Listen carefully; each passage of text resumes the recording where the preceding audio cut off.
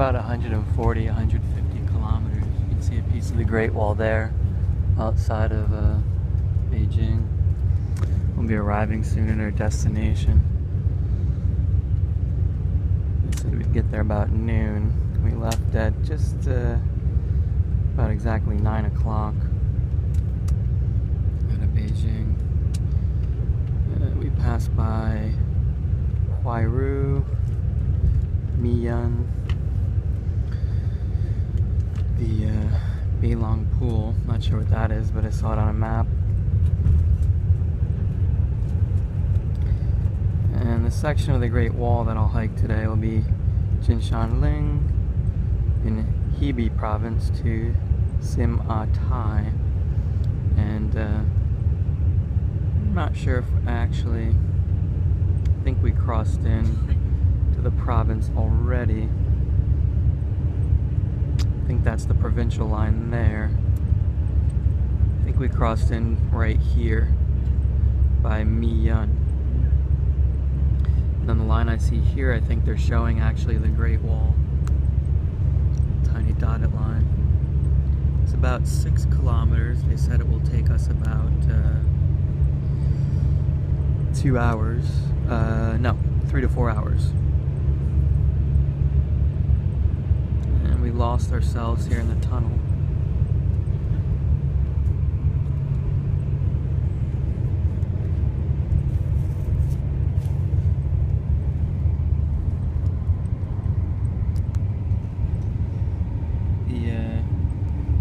The section of the Great Wall we're going to is closed down until 2013 for partial restoration.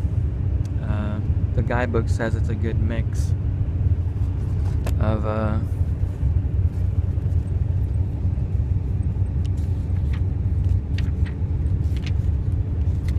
unrestored and restored portions.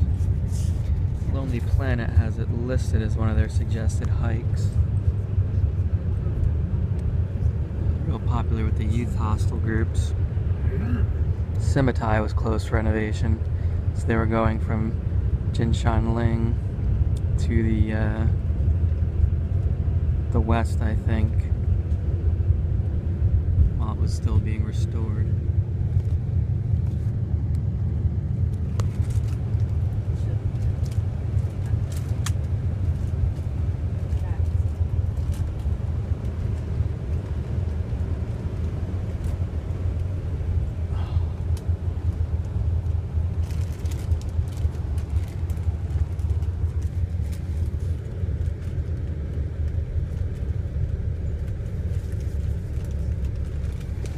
There's a cable car at each end of the hike that we're doing as well.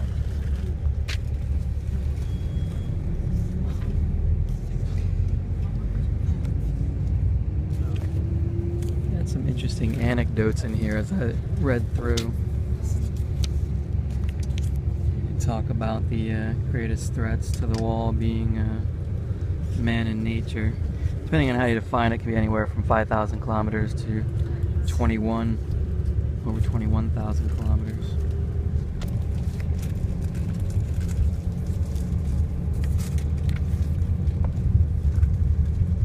I highlighted all the pieces of wall here. We're up here by Gubai Ku.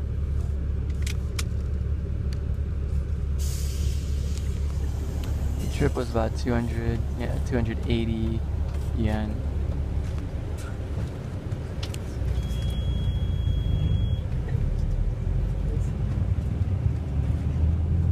Great Wall, 5 kilometers.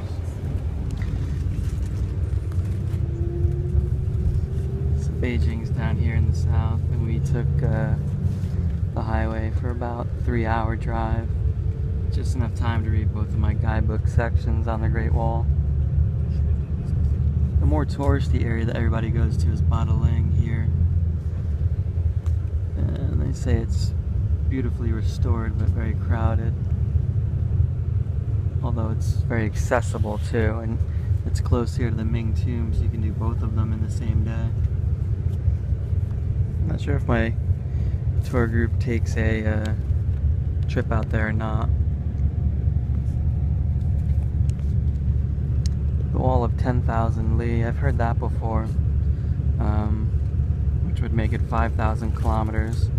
In 2009, a report said that the non-continuous length of the Ming Dynasty wall was about 9,000 kilometers, and then if you count all the parallel sections, the wall crumbled, weathered away, whatever, it'd be almost over 21,000 kilometers. So. From the Qin dynasty to the Qing, there are various restorations, but the Ming dynasty is the most recent and extensive, I think, especially around Beijing. Such tend to be the figure they work with, and most of what you see when you go to the touristy areas that have been restored, as I understand it.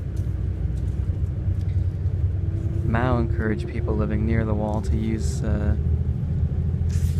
pieces of it to build their homes and that sort of thing. Then under Deng Xiaoping, they did a lot of restoration work in the 80s. Starting in the 80s, it became protected by the state. They estimate 100 million cubic meters of rammed earth were used to form the core of the wall. Mainly built to keep out Genghis Khan, although he was able to ride through the wall in the gaps, considerable gaps. They also burned the forest for almost 100 kilometers around the wall to denude the landscape so that there couldn't be surprise attacks. So everyone, we will get there in 5 minutes. This is East Gate. Here is our destination. Later, Mr. Liu will drop us off at the West Gate. And then if you get down from the wall earlier, the other tourists, you can go inside the Winter Center to relax. And there's also a restaurant in the Winter Center.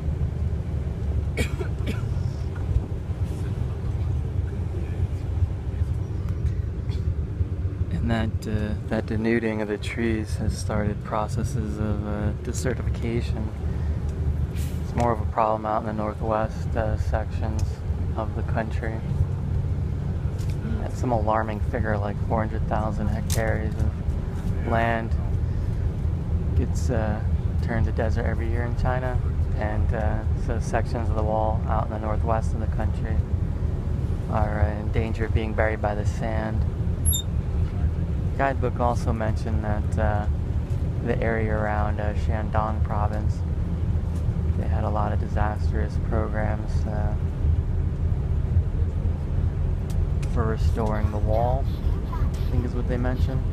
It runs all the way to Xinjiang from the east, Yellow Sea, Bohai. In fact, that's the area around Bohai where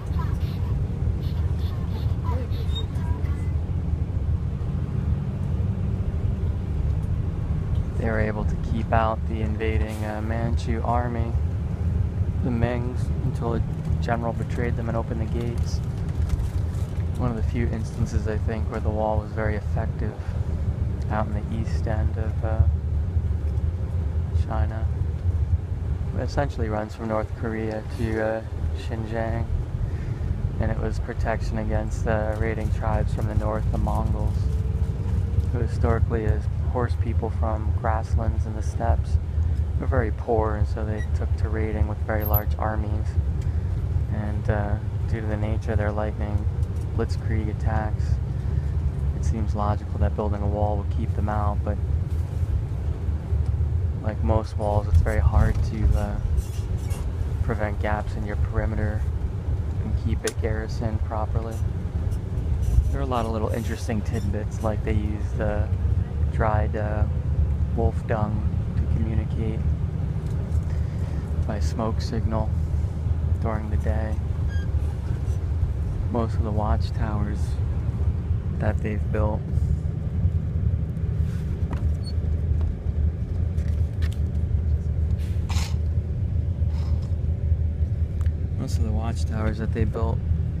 were 2 arrow shots from each other, so if you fired an arrow from here where from here they'd be able to hit anyone along the wall, probably with a little bit of overlap.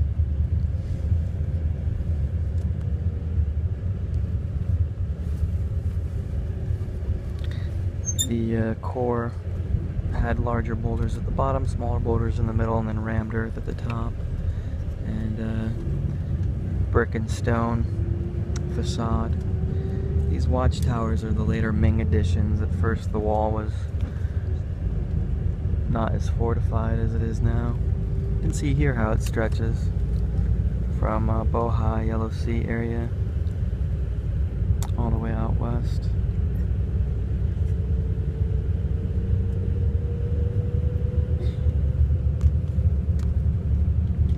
They say that it functioned more as a transport network for moving men and materials. That was its more important role rather than being a defensible wall.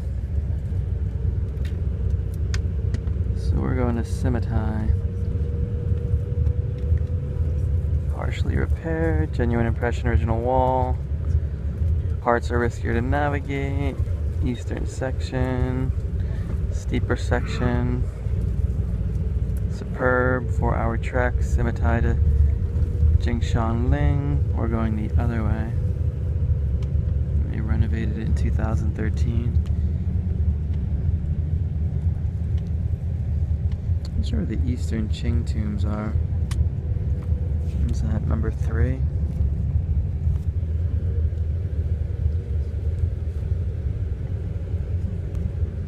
Yeah, a bit further from the Eastern Ming tombs, huh? To do this in the same day, I guess. But it is neat to cross into Hebei province, just for the fact of saying I've been to Hebei province, I guess.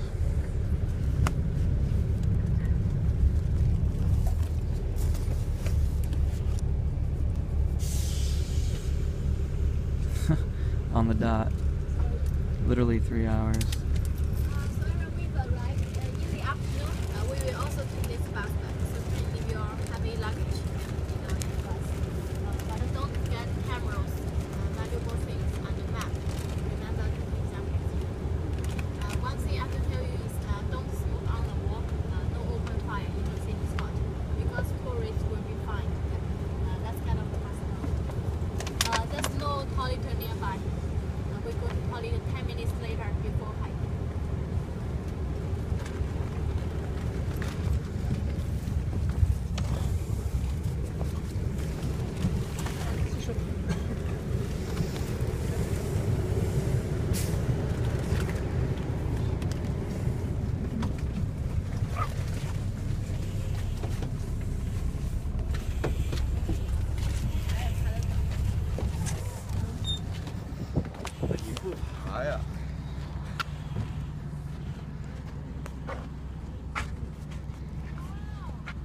I didn't put sunscreen on, but I have a big hat and umbrella. I wanted to wait for a nice clear day to do the wall. You know what I didn't think about though is you're so far out Beijing, 3 hours from here. I bet on days when it seems completely cloudy and overcast in Beijing, you'd come here and it'd be very nice, air quality. Is the air quality out here generally much better than it is in Beijing? Usually. So I was waiting for a clear day, but I didn't think about... Beijing downtown is also clear. Like Yeah. if it's really, if it's smoggy in downtown, it's also smoggy here. Yeah, really? Okay. And similar weather. Yeah. Let's go this way.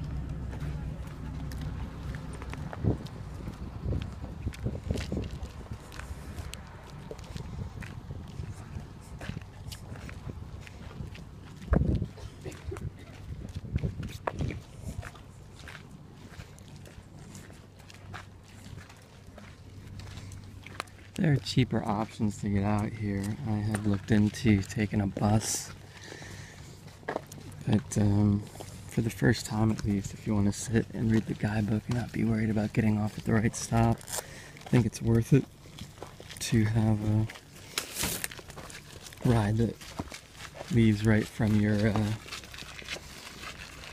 hostel.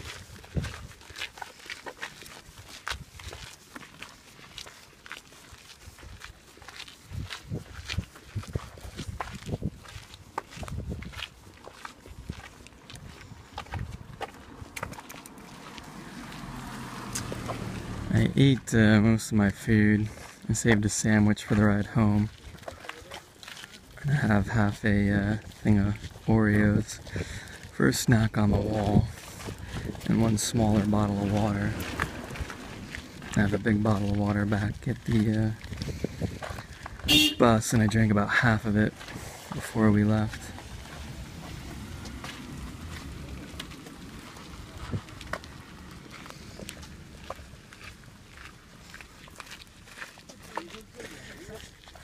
They weren't all that cheap, the options to get out here that I looked into, especially considering time-wise how early you'd have to leave to catch a bus from one of the stations.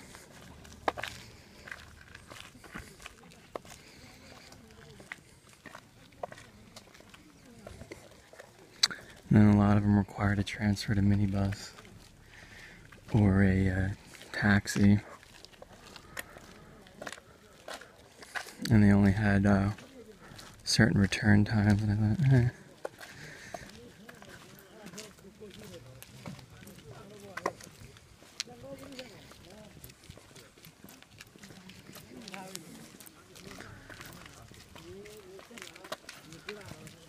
So I can see why they had this probably closed for a while then. The restoration looks like they're still doing some work.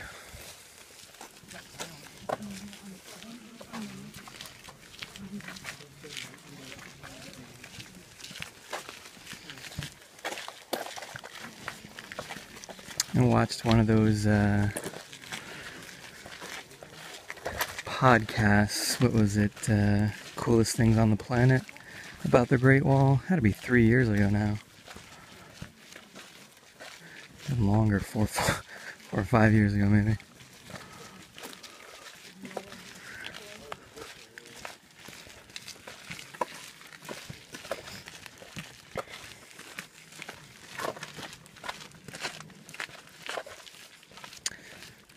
But definitely a lot less stress just paying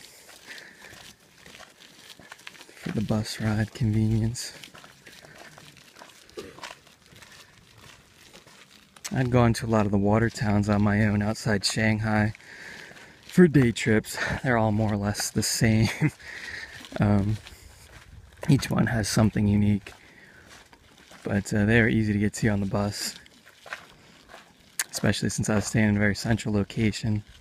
I think Beijing suffers from the problem not having any really central location. When you look at it, it's got train stations all over the place. North, south train station. They have that in Shanghai too. But People's Square in Shanghai was a little bit easier to catch a bus going out to the water towns. And then I made a lot of trips from Suzhou as well to water towns by bus. A bit easier. I've been very annoyed getting around Beijing. All the imperial cities that are laid out after Xi'an and Shanxi province with a palace at the center. In East Asia, that was the style that prevailed. Tokyo's got the same issue. You got the Imperial Palace Castle at the center of the city. It's great if you're the king, but in terms of a modern metropolis, to try to work out a system for public transport, everything ends up going around the center of the city instead of through it. So you end up with no centralized depot where all the trains can connect. So you have all these satellite depots. It's mind-boggling. It's the worst way to design a modern city transport network. And it makes it incredibly inefficient, you know, to get around from point to point if you're sightseeing. I think it's just about as quick to walk to a lot of the points in Beijing rather than make 2-3 connections between different metro lines. If you want to go around from one side of the Forbidden City to the other.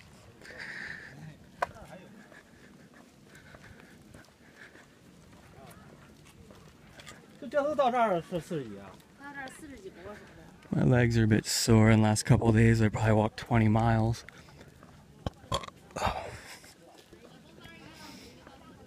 Yesterday I went to the stop all the way south on line 4 of the South Beijing railway station and then walked across town to Tiantan.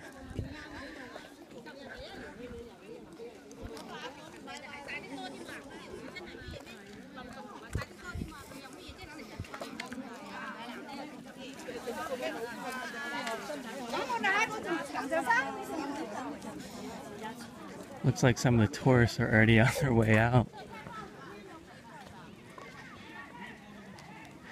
The Great Wall at Jinshanling. They gave us a little handout for where we're going. Guess we can point to it to the villagers if we get lost.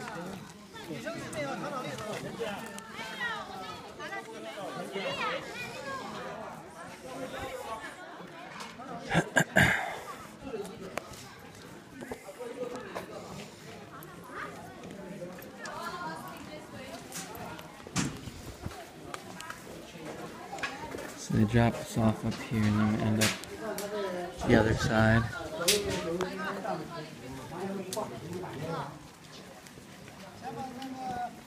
This is our chance to go potty before the party. There's no toilets on the wall unless you hang your ass over the side. That'd be a good picture.